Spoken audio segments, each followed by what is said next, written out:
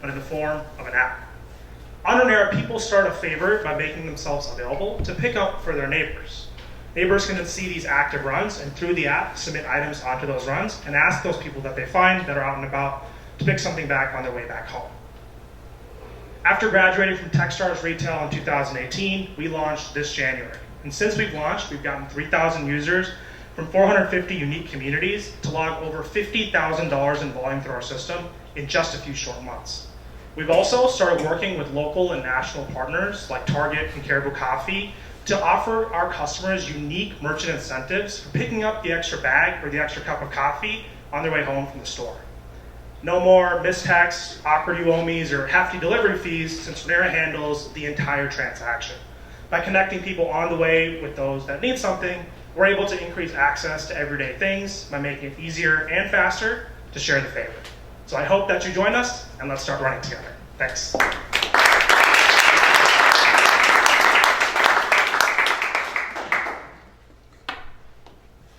Yeah.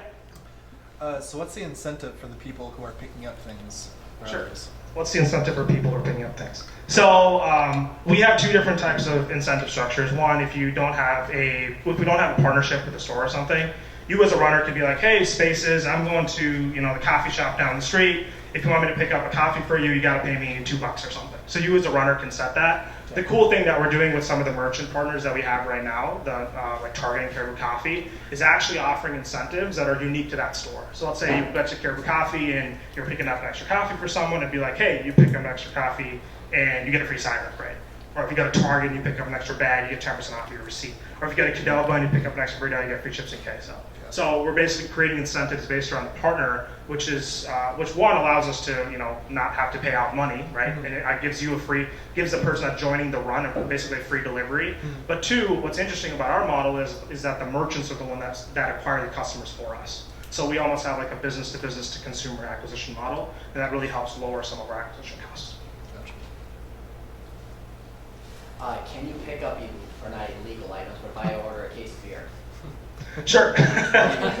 So when we first launched, actually, alcohol was like a #1 seller for us because we were launching at the University of Minnesota.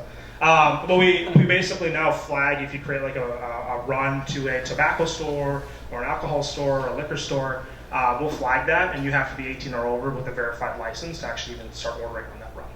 But it's if you can imagine, it's a really great use case. Hey, I'm going to liquor store. Does anyone need anything? So. Is it connection based or is it like location based? For like, let's say I'm doing a run, anyone within like a 1 mile, you pick that. So the key thing about our model that's different than typical delivery platforms is that anybody can be a runner, right? I don't want to go be a DoorDash driver and do this full time, right?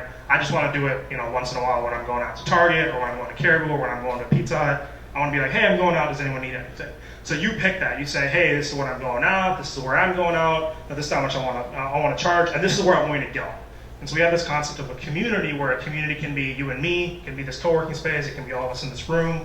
And so you decide where you want to publish that to and how far you're willing to go to make that run happen. With that being said, what are the security measures that you put into place, such as like we look at Tinder, for instance, Sure. in that like you can decide who you swipe on. Yep. Same thing with like these profiles. Yeah, so some of the communities that we have are actually, we work with the building to create verified communities. So like we have an apartment building, for example, you have to be verified to actually even join the community in the first place. Like a verified resident? Like a verified resident. The other side of this is it's unique because if I'm creating a private community, which is actually most of the way that our runs happen, is it's between a group of friends. We have this feature called My List. So if you have 7 of your close friends that you're living in a house with, and you just want to let them know, you can do that. If you want to go to the nearby house, you can do that. So we verify your address as well as if you're part of a verified community. But most of this is actually based on just peer-to-peer. Hey, I'm here. Does anyone want anything? So. Does it filter? I'll sit at home and I wanted to pick a few things from Target. Does it filter that, hey, someone in your community is going to Target?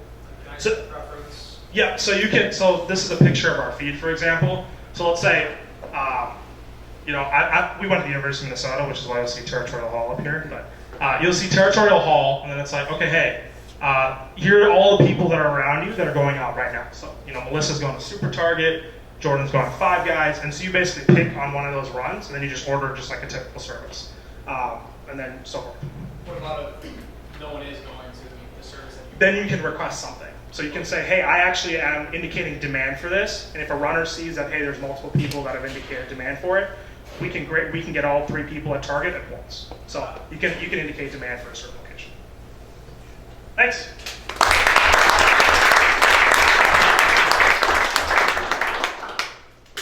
All right. Next up is Shield. Let's give a round of applause for Shield.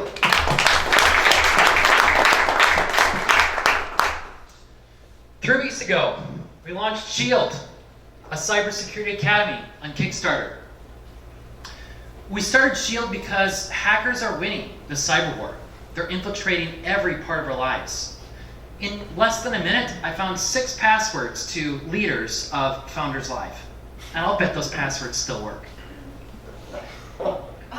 Number 2, hackers can be stopped. Over 90% of data breaches can be stopped by people like you and me simply learning the basics of cyber hygiene. When we're successful in inspiring people that they can become heroes, just like in Marvel's Agents of S.H.I.E.L.D., we'll help stop hackers across the country and make a meaningful impact on the lives that we all want to live. This text is too small, but we will build America's best accelerated cybersecurity education. We'll have the highest rated security awareness training programs, the largest community of cybersecurity professionals, and the best cyber defense non-army. By doing online cyber training programs as well as on-site acceleration boot camps.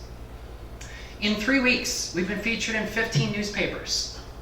We're on pace to hit my goal of having $50,000 in revenue in the first month. Here's how you can help Shield today. Pull out your phones, scan that QR code, back our Kickstarter where you get 50% off all of our products that are coming up. We're looking for introductions. We're raising $500,000 in Q4. Thank you. All right.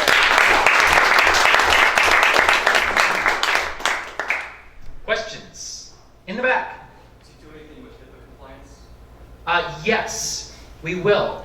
HIPAA compliance, like many compliance programs, will be an important part of what every cybersecurity professional will need to know. It won't be part of our basics program, but as people want to go into the cybersecurity profession, that level of content will have HIPAA compliance. Yes. Yes? 2 parts. Like, do you really expect us to scan that code? The second part is like, why would we trust you in the cybersecurity space? Great question. I owned an IT business about 10 years ago, and we had technicians roaming the Twin Cities fixing computers. I've got an IT background, technology background. I've started about 10 companies in my life. I was actually involved in one of America's largest data breaches back in 2008. And learned a lot. Was connected to some of the top cybersecurity people in the country, including the Secret Service. I learned a lot about what to do and what not to do in the cybersecurity space. And but that's a big question that we have a lot to think about on building trust. Yes? If it was that easy to find the 6 passwords from the Founders Live folks, what's your plan in terms of getting people to buy into why they want this? Like, how are you gonna? What's your business outreach plan? Initially, it's been a large PR campaign. It's important that people are aware how easy it is to breach into their lives and how many people are doing it. For example, today, I was at somebody's home and she was worried about her ex, who she believed had infiltrated her devices, and was concerned about that. And just to experiment how I should build these training programs, I spent a half a day with her. And we secured all of her home devices to ensure that that X wasn't in her devices and that future people can't get in. Great question. Yes? So what does this actually look like then? Like, let's say if I bought into it, Yep. what would happen with me? The first phase of the business will be an online training academy. You would log into a website, an app, and learn. And imagine feeling like your favorite IT person is sitting next to you, helping handhold you through something that's hard, that's technical, but is important for you to be safe as an individual. Unfortunately, nobody else can do this for you. In phase 2 of the business, if you decide that you want to go into cybersecurity as a profession, we'll have something similar to Prime Digital Academy, but in cybersecurity and scaled across the country. So it's tiered, right? I mean, your training is tiered to the, I mean, you've got an online training, which I'm guessing is a pretty solid content based. Yes. But do you do tiered training? Because, I mean, everybody's got a different concern, they're at a different need in regards to where they're at for security. Great question. We're going to start people with an assessment to really help them identify where they are at in terms of cybersecurity knowledge and awareness, and then have programs customized to them. So the initial package will be the basics that we really all need to know as humans. You know, how do you lock the front door? But the front door of all your devices. And then we're going to have programs that if people want to keep going deeper, which I think a lot of people want to do once they really understand this space, we're going to have programs in mini tiers. Yes? Are you considering private labeling it to some, University of Phoenix or somebody else? Yes, we're talking to several larger organizations, including Capella here in town. They're very interested in some sort of program, and to be determined. We just launched 3 weeks ago, but would love any input that you have on that front. Maybe one more question. So with you guys protecting people and branding yourselves as like cybersecurity training, I think that you guys would become a target for hackers out there that do this for fun. How Absolutely. are you guys counteracting that? That's a great question. It's something I think about a lot, actually. I expect that we'll be major targets. So we have to be on the front lines of the leading edge of how to be safe online. And everything that we talk about and train on, we have to implement personally, and that's a hard thing to do. But thank you. Let's get up for Shield. Join Shield today.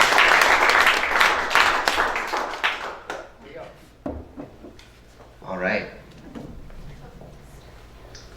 Ready? Let's give it up for Moody's.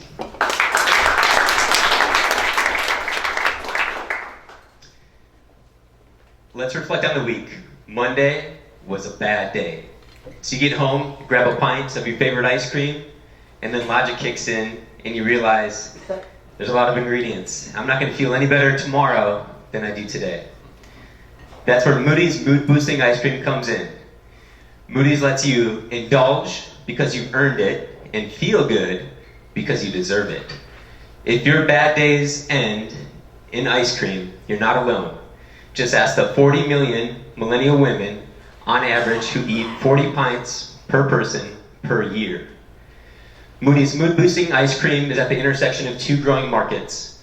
Artisanal pint ice cream is growing at 5.7%, and people are really feeling the vibes. The essential oils are growing at 100%, which is why people love Moody's ice cream. We use 100% essential oils infused in our ice cream.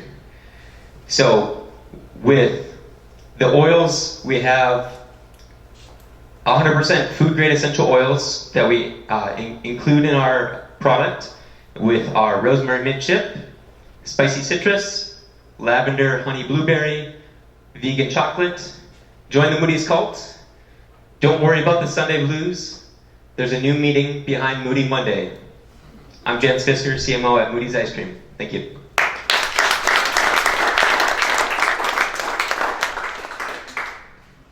Questions?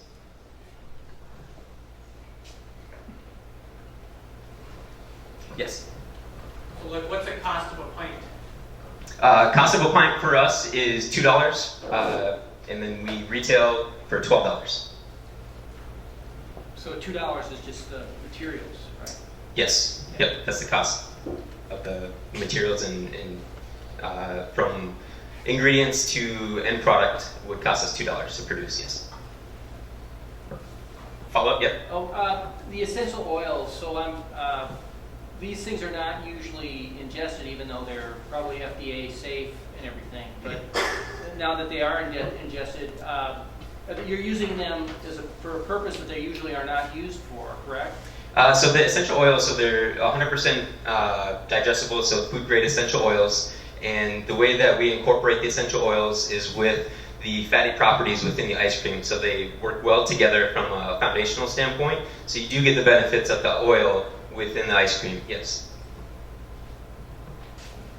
Yes. So what exactly is the benefit over your regular pint of ice cream? Sure, good question. So what is the benefit of Moody's? Moody's, the 4 flavors that we have are very targeted to what your mood is. And so if you're getting done with a run, we have a vegan Mexican chocolate, which is great from a post-workout standpoint for joints and the oils that we have within it. From a spicy citrus, the candied ginger along with the tangerine go well from a digestive standpoint. For the lavender honey blueberry, it's very floral and calming, so you get done from a stressful day of work and you want to relax, that's a great option. Yes? Do you see yourself cannibalizing any other comfort food industries outside ice cream? Good question. Cannibalizing any other areas, I don't necessarily see that. I think for our product, we look at it from a standpoint where everybody has different moods, different times of day, and Moody's is there to be able to complement that mood and still feel good after having it. Yes? Why the 4 flavors, and are you looking at more? So our founder has a great background within Land O'Lakes background, so from a product standpoint, she's very knowledgeable around consumer trends, which flavors work well together, as well as introducing new flavors, seasonal flavors, and then continuing to get feedback and be able to adjust quickly within the market. Are you guys actually doing the manufacturing of the ice cream? So are we doing the actual manufacturing? Yes. So our founder is creating the ice cream. Actually all of the flavors, you'd have the ingredients that you'd find in your cupboard at home, as well as the essential oils. And we manufacture it. We have a kitchen space that we create the ice cream, and we package and distribute and do everything ourselves. Yes. Yes. Are you currently available? So we're currently available today through eatmoodies.com. There's samples in the back, cards with the code founders for 20% off your first purchase. We do dry ice shipping to your home, 2-day shipping, as well as we have local pop-ups. So we're at 5 Watt Coffee, and we have different areas that will be kind of socially marketing, hopefully with maybe possibly some of these apps that we saw today. And we're looking to kind of take more of the unconventional route into retail. So rather than just going into a Whole Foods or Kowalski's, which is obviously a target of ours, but think of going to a restaurant in Minneapolis and getting a great dinner and having Moody's as an option that you maybe find unconditionally on the menu. So, yes. Do you know why why are your client base switching from like traditional cookie dough to something mint? Sure. So why would somebody want to switch, or why would somebody want like a? Why deviate from like the flavors that they've come to Sure. love? I think from the concept of you probably have like your favorite flavor of ice cream, and you indulge, and that feels great in that moment. But then you maybe realize the next day that maybe that night that the indigestion or the sugar rush, those things crash. Where with Moody's, the clean ingredients along with the oils are really targeted toward not having those crashes and still feeling good after enjoying ice cream. Let's give it up for Moody's.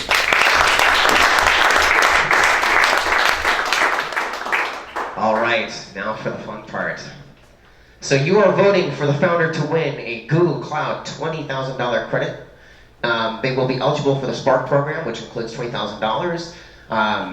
$200 per month on Google Maps API, training opportunities with Google, 6 months of free Hire by Google services, and $500 in Quick Labs credits.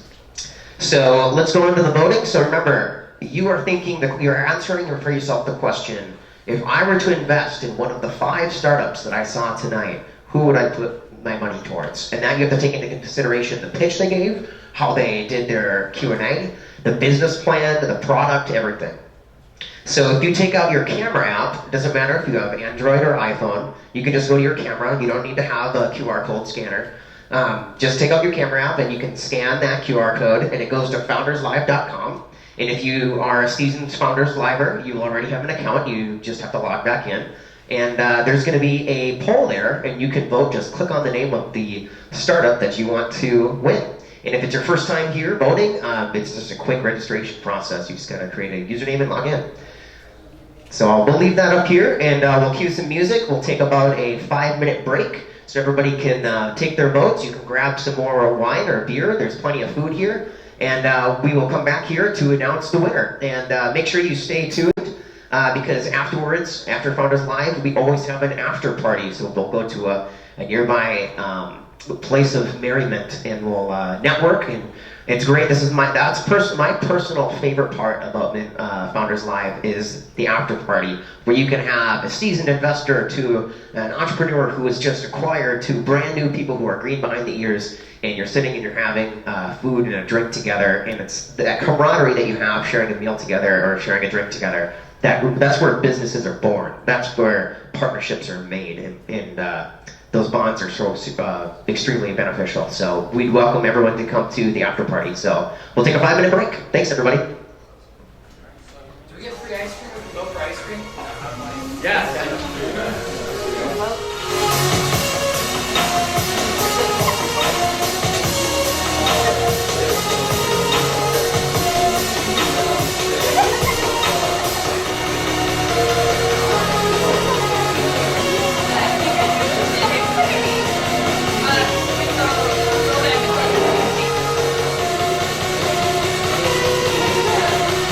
Dude, we're such sellouts.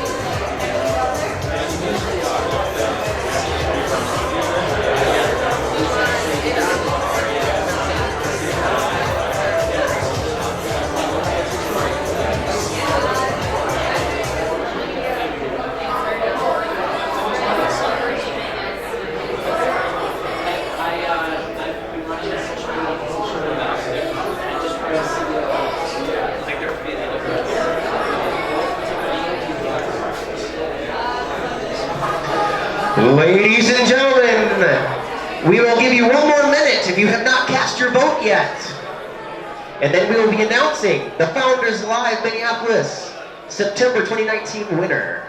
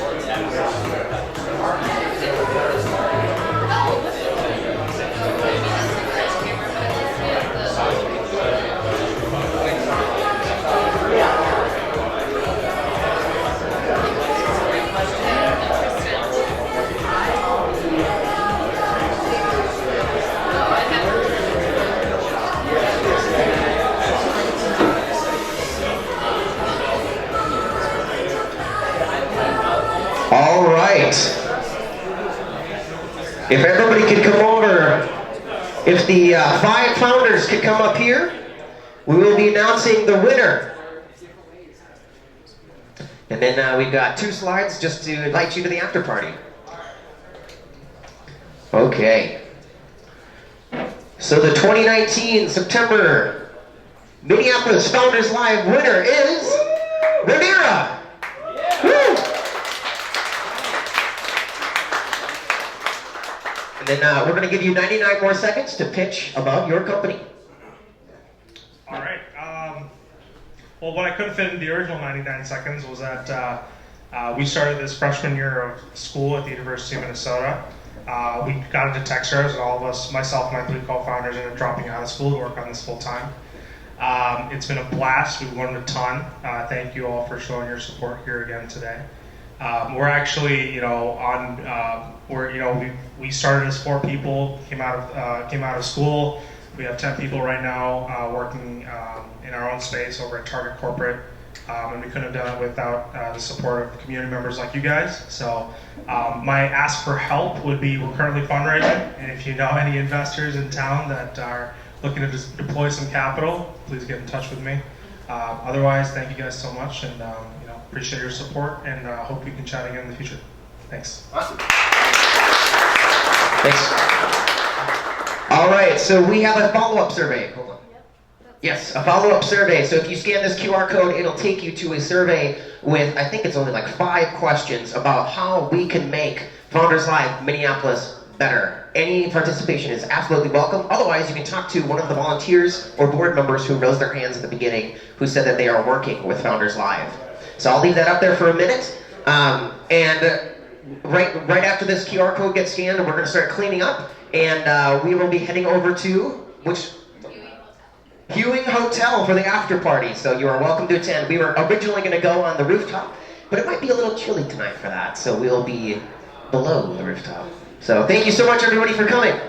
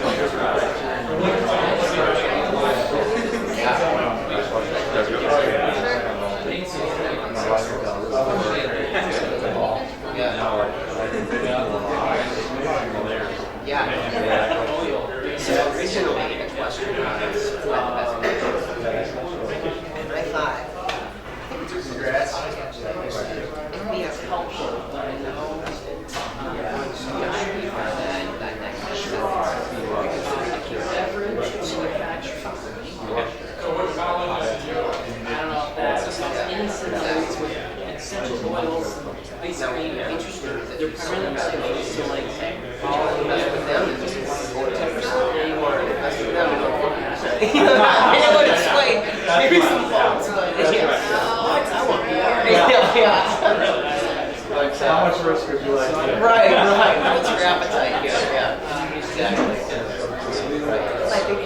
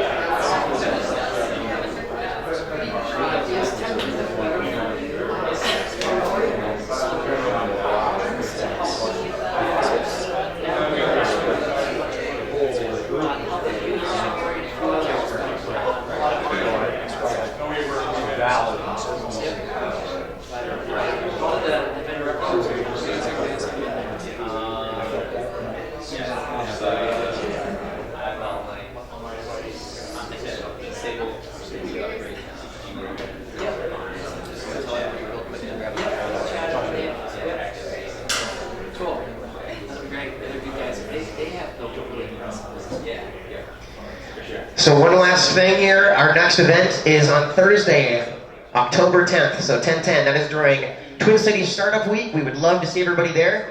We'll be at the same space, and we'll actually be following up a blockchain and Bitcoin seminar that will be taking place here, and then we'll be shortly after that during Twin Cities Startup Week.